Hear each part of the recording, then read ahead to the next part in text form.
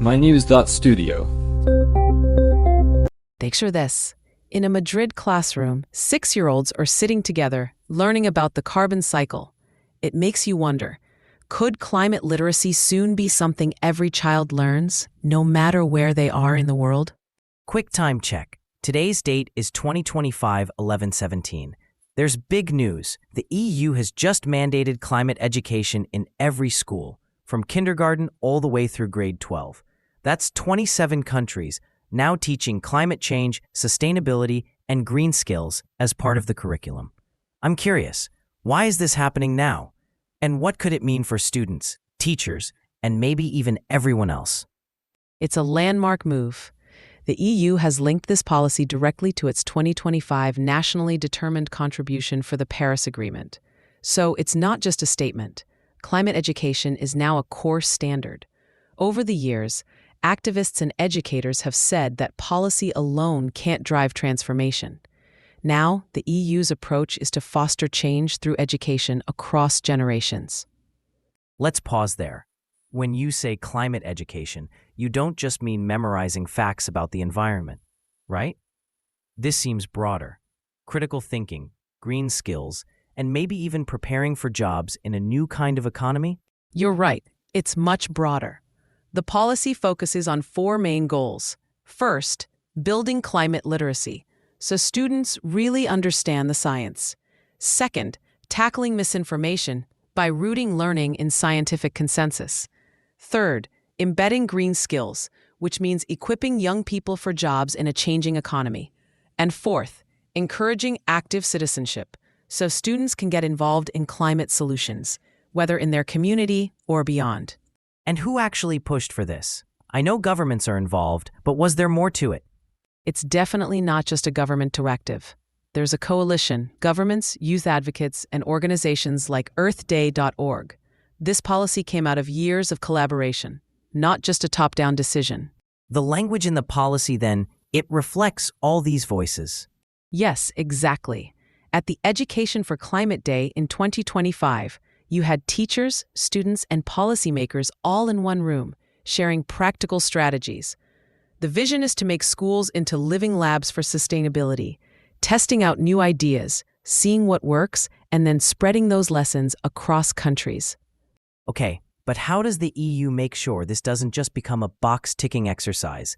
Is there a way to track if real change is happening? There is. The EU will use tools like the EDO-NDC Climate Education Tracker. It checks how well climate education is being included across member states. They're looking at things like student climate literacy, attitudes towards sustainability, how ready students are for green jobs. They use standardized tests, surveys, sometimes even track where students end up working.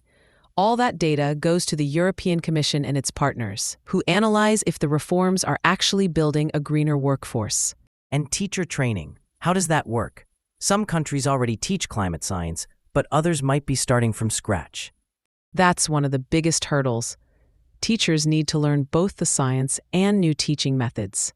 Some countries will have to upskill thousands of teachers, and quickly.